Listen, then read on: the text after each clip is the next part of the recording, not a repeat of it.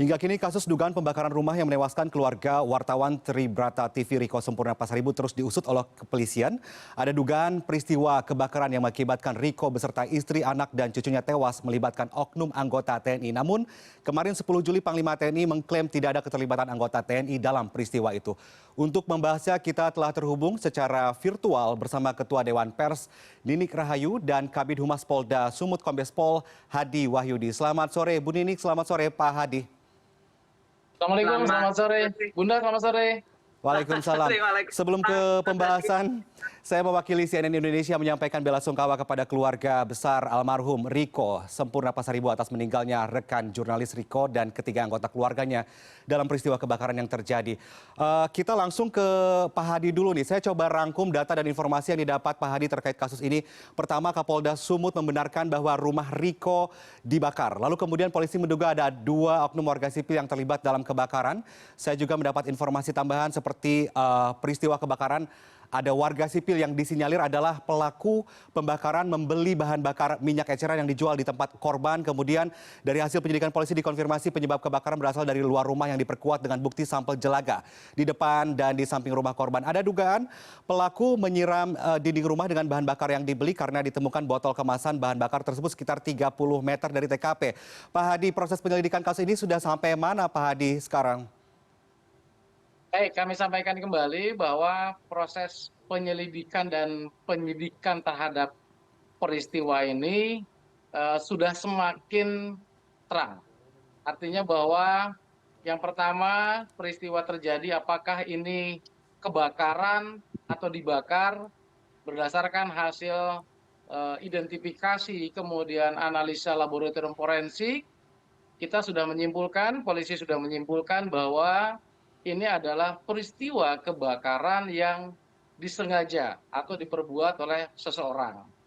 Dan ini sudah dinyatakan juga oleh Bapak Kapolda bahwa ini adalah peristiwa kejahatan dan polisi pun Polda Sumatera Utara sudah menetapkan 2 orang tersangka sebagai eksekutor. Kemudian yang kedua, bahwa dalam rangkaian proses itu yang masih terus berjalan, kita pun juga saat ini sudah menetapkan 1 orang tersangka lainnya, yaitu berinisial B. Yang bersangkutan sudah kita tetapkan tersangka dan sudah kita tahan di Polres Tanah Karo, dan penetapan tersangka ini juga berdasarkan hasil analisa yang dilakukan oleh penyidik Polres Tanah Karo dan Polda Sumatera Utara terhadap pola komunikasi. Jadi kita tidak berkutat dari menggali keterangan ataupun informasi dari 28 orang saksi yang sudah kita mintai keterangan, tetapi pun juga kita menganalisa dari pola komunikasi yang dibangun antara B dengan 2 eksekutor lainnya, sehingga penyidik berkeyakinan dan cukup alat bukti untuk menetapkan B atau Bulang sebagai tersangka. Di mana peran B ini? Tentu masyarakat selalu bertanya seperti itu. B adalah orang yang menyuruh melakukan pembakaran terhadap rumah korban. Siapa yang disuruh? 2 eksekutor yang sudah kita tetapkan sebagai tersangka. B juga lah yang memberikan sejumlah uang untuk membeli bahan bakar minyak yang dicampur antara bensin dengan solar, kemudian dibawa oleh TSK yang bernama RAS, yang kemudian diserahkan kepada YST, dan YST inilah yang kemudian menyiramkan 2 botol bahan bakar minyak campuran tersebut di rumah korban. Jadi rangkaian penyidikan yang dilakukan dari mulai peristiwa tanggal 27 Juni itu terjadi sampai dengan saat ini kita sudah menetapkan 3 orang tersangka. Dan peran yang tadi saya sampaikan terhadap B adalah orang yang menyuruh, kemudian dia juga yang memberikan sejumlah uang untuk membeli bahan bakar minyak, dan dia juga yang memberikan sejumlah upah Nah, kita bisa menganalisa dari pola komunikasi yang dibangun antara B dengan Y sesaat sebelum peristiwa terjadi dan sesaat setelah peristiwa terjadi. Ada komunikasi aktif antara B dengan YST, salah satu daripada eksekutor. Ya, Pak Hadi, saya ingin tanya secara singkat saja, boleh dijawab. B ini, tadi kan sudah ada warga sipil yang jadi eksekutor ya, ada RAS, ada juga YS. B ini dari kalangan warga sipil juga atau aparat atau apa, Pak Hadi? Sipil. Sipil. Jadi ketiganya tersangka ini adalah sipil. Baik. Ketiganya tersangka ini adalah sipil yang di mana mereka antara korban, kemudian 3 tersangka yang sudah kita tetapkan, mereka saling mengenal. Baik, baik. Kasus ini nanti kita jeda dulu. Saya ingin ke Ibu Ninik dari Dewan Pers. Ibu Ninik, sebelum kita tahu bahwa peristiwa kebakaran ini terjadi ya, Komite Keselamatan Jurnalis atau KKJ ini mendapat informasi bahwa almarhum Riko dan seorang tentara berpangkat Kopral 1 sempat melakukan komunikasi pada 26 Juni 2024. Keduanya membahas seputar berita aktivitas perjudian yang diduga melibatkan oknum TNI berpangkat Kopral 1 tersebut. Kuat dugaan kematian Riko ini dan anggota keluarganya ini disebabkan oleh isu pemberitaan tentang kasus perjudian. Saya mendengar informasi dalam pertemuan Riko dengan TNI berpangkat Kopral 1 itu juga Riko diminta agar postingan di media sosial terkait isu pemberitaan praktik perjudian dihapus. Kemudian saya sempat mengecek pada postingan tersebut, disebutkan lokasi perjudian di Jalan Kapten Bom Ginting ternyata milik oknum TNI. Bu Ninik, Dewan Pers ada untuk menjalankan fungsi melindungi kemerdekaan pers dari campur tangan pihak lain, juga mengawasi pelaksanaan kode etik jurnalistik insan pers. Apakah yang dilakukan Riko terkait pemberitaan praktik perjudian yang disebutkan melibatkan anggota TNI ini sudah sesuai dengan kode etik? Ini penting supaya proses penyelidikan semakin terang benderang. Benarkah tewasnya Riko dan keluarganya karena isu pemberitaan itu, Bu Ninik? Baik, makasih Mas Victor. Pertama tentu Dewan Pers berkali-kali menyampaikan ucapan duka cita kepada keluarga korban. Yang kedua, kami juga sudah di berbagai kesempatan memberikan apresiasi ya kepada institusi kepolisian, terutama Polda di Sumatera Utara yang sudah memulai penetapan tersangka dengan data-data yang diperoleh dari CCTV ya, yang menegaskan bahwa ini bukan kebakaran, tapi memang sengaja dibakar. Gitu. Ada tindakan pembakaran terhadap rumah korban. Nah, yang ketiga barangkali yang penting adalah temuan ini adalah langkah awal menurut saya. Langkah awal yang perlu dilakukan oleh institusi kepolisian untuk menemukan kausalitas ya, kausalitas antara pembakaran ini yang dilakukan oleh orang yang sudah ditetapkan sebagai tersangka ini dengan mens rea, apa kepentingan orang ini membakar rumah korban. Lalu kausalitasnya dengan apakah ada keterhubungan dengan aktivitas-aktivitas korban di dalam menjalankan profesinya quote and quote yang sekarang ini dikenal sebagai wartawan. Tentu kita harus menghormati kemerdekaan pers, harus menghormati profesi wartawan ya. Sekalipun ya seringkali ada hal-hal yang bisa jadi ya yang dilakukan ini sebetulnya dalam lingkup yang perlu mendapatkan perhatian secara khusus begitu ya. Nah, dalam konteks inilah kenapa kita tetap mendorong institusi kepolisian untuk menemukan apakah ada keterkaitan pembakaran ini dengan pemberitaan yang dilakukan oleh korban yang berprofesi sebagai wartawan ini. Saya kira ini penting untuk memberikan jawaban kepada publik karena dalam rilis yang kami keluarkan, dalam konferensi pers yang dikeluarkan Dewan Pers tanggal 2 Juli lalu, kami menemukan berbagai bentuk intimidasi yang dialami korban sebelum peristiwa kebakaran ini. Di tanggal 21, 22, 23 sampai ada situasi di mana korban tidak berani pulang selama 3 hari karena adanya ancaman dan intimidasi. Nah tentu ini yang harus dibuka gitu, yang harus dibuat terang benderang begitu.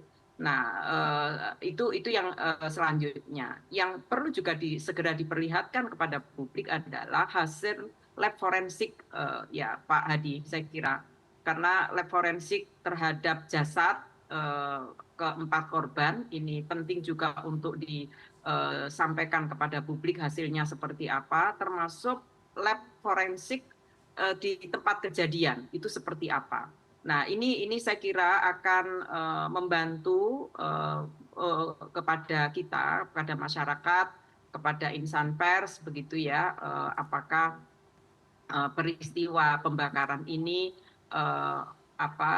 memang dilakukan di dalam upaya untuk mengintimidasi, membungkam kemerdekaan pers dan lain-lain. Baik. Itu saya kira. Ya, ya, baik, Bu Nini. Saya jeda sebentar. Jadi sebenarnya memang kemerdekaan pers itu harus diutamakan ya, dan kita juga perlu kehati-hatian dalam memberitakan sesuatu. Kita ke Pak Hadi lagi. Pak Hadi, pemeriksaan tim forensik Rumah Sakit Bayangkara Medan ini menyatakan Riko masih hidup. Ini saat berada di dalam rumah ketika peristiwa kebakaran itu terjadi, begitu. Kemudian Panglima TNI sudah mengatakan bahwa confirm tidak ada anggota TNI yang terlibat yang diceritakan Kopral 1 itu, begitu. B adalah warga sipil. Lalu boleh dijabarkan sedikit saja, singkat saja, apa sih sebenarnya modus dari pelaku pembakaran ini, terutama dari B? Sudah ada keterangan dari B ini, Pak Hadi? Ya, jadi B ini kan baru kita tetapkan beberapa waktu yang lalu sebagai tersangka yang ketiga. Jadi seperti yang tadi awal kami sampaikan bahwa kita polisi tidak hanya membutuhkan keterangan dari para saksi ataupun juga keterangan tersangka. Kita harus menguatkan dengan analisa-analisa yang lainnya seperti yang tadi juga saya sampaikan bahwa kita penyidik berkeyakinan untuk menetapkan tersangka B karena berdasarkan hasil analisa komunikasi yang ada itu sudah cukup bukti bahwa yang bersangkutan intens berkomunikasi menyuruh melakukan pembakaran terhadap rumah korban dengan memerintahkan YST untuk melakukan pembakaran tersebut. Artinya kita berangkatnya semua berdasarkan fakta-fakta analisa yang dilakukan oleh penyidik. Kemudian yang berikutnya bahwa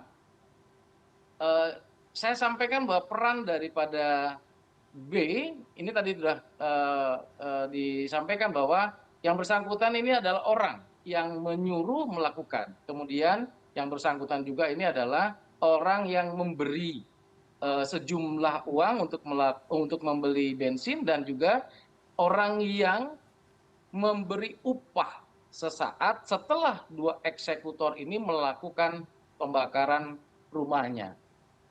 Jadi untuk B sendiri, ya untuk B sendiri kita sudah tetapkan sebagai tersangka dan saat ini masih kita dalami terkait dengan untuk menarik kesimpulan serta menarik benang merah apakah ada keterkaitan dengan pemberitaan yang dilakukan oleh korban ataukah ada hal yang lainnya. Ini yang masih didalami oleh penyidik. Baik, baik. Pak Hadi, ini terakhir untuk Ibu Ninik nih. Ibu Ninik, terlepas dari perkembangan penyelidikan kasus yang ada yang menyebabkan Riko dan 3 anggota keluarganya tewas ini, sebagai Dewan Pers, bagaimana ini Ibu Ninik melihat ini ya? Apalagi kita tahu bahwa jika nanti di kemudian hari ada bukti lain bahwa benar kematian Riko disebabkan oleh isu pemberitaan yang dibuatnya, ini kehati-hatian dalam proses peliputan berita bagi awak media ini juga perlu kehati-hatian, memang betul begitu ya. Tapi yang saya ingin tanyakan adalah bagaimana nih Bu Ninik, siapa yang menjamin keselamatan insan pers jika dalam bekerja untuk meliput suatu berita ini bisa terhindar dari berbagai ancaman, begitu ya, terhindar dari berbagai tindakan-tindakan yang mengancam keselamatannya, bahkan nyawa bisa menjadi taruhan. Ini adakah yang harus diubah aturan atau sanksi mungkin menurut Dewan Pers seperti apa Ibu Ninik? Ya, tentu yang penting sekali, saya sebagai Ketua Dewan Pers terus-menerus menghimbau agar teman-teman pers bekerja secara profesional. Itu dulu. Ya, secara profesional adalah mentaati kode etik jurnalistik di dalam melakukan peliputan. Dia juga harus sudah mengikuti kompetensi, ya, tidak ngawur, tidak main tindakan-tindakan yang justru merusak martabat profesi kewartawanan ini. Itu saya kira upaya untuk memberikan perlindungan, karena yang bisa melindungi itu adalah terutama terhadap profesi ini adalah teman-teman komitmen kita pada pers kita gitu ya, dan itu harus sangat kuat ya, jangan dilegokan profesi ini dengan berbagai cara. Nah yang kedua tentu kepada aparat keamanan, karena satu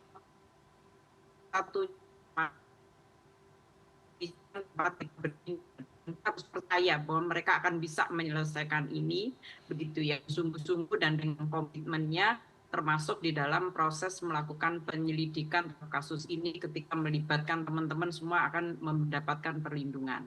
Juga kami berharap sekali institusi lembaga perlindungan saksi korban untuk menjamin keluarga korban, teman-teman yang diminta untuk memberikan kesaksian dan lain-lain. Kami dari Dewan Pers dan Insan Pers tidak mentolerir tindakan-tindakan intimidatif, kekerasan yang dilakukan oleh teman-teman jurnalis ya. Karena kerja jurnalis tidak demikian begitu ya. Tidak juga main kotor, nggak boleh ya. Jadi tetap harus profesional.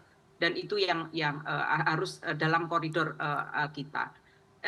Kami juga meminta sebetulnya kepada Komnas HAM ya, untuk secara independen melakukan penyelidikan terhadap kasus ini, agar kita juga kepada publik ada keseimbangan selain apa yang dilakukan oleh institusi kepolisian. Bahkan di dalam rilis kita, kami meminta sebetulnya kepada Panglima TNI, pada Pangdam ya, secara independen melakukan investigasi, setidaknya memanggil nama yang sudah beredar yang diindikasikan melakukan tindakan-tindakan intimidasi kepada korban terkait dengan pemberitaan. Saya kira kalau ini puzzle-puzzle ini dipertemukan gitu ya, itu akan mempermudah karena kerja kita memang harus kerja kolaboratif begitu. Jadi institusi kepolisian bergerak, teman-teman dari TNI juga bergerak begitu ya, karena kan ini namanya sudah beredar. Kalau memang tidak terlibat harus ada bukti klarifikasi dan lain-lain. Saya kira kalau ini semua bergerak dengan baik gitu ya, dan teman-teman juga bekerja dengan profesional, mudah-mudahan perlindungan itu bisa kita berikan kepada kawan-kawan yang berprofesi. Ya. Sekali lagi, ayo kita profesional gitu ya. Baik, itu betul sekali Ibu. Kita sama-sama berharap semoga kasus ini dapat diusut tuntas dan keadilan dapat ditegakkan sesuai bukti dan fakta yang ada. Untuk Polda Sumut, Pak Hadi, ini adalah tugas berat. Semoga bisa bekerja secara profesional ya Pak ya. Juga Bu Nini, Dewan Pers juga tentu siap mengawal dan memperhatikan kasus ini ya Bu ya. Terima kasih Ketua Dewan Pers Ninik Rahayu dan Kombes Pol Hadi Wahyudi selaku Kabid Humas Polda Sumatera Utara sudah bergabung bersama CNN Indonesia Newsroom. Sehat selalu Ibu Ninik, Pak Hadi. Terima kasih. Assalamualaikum warahmatullahi wabarakatuh. Waalaikumsalam. Assalamualaikum warahmatullahi wabarakatuh.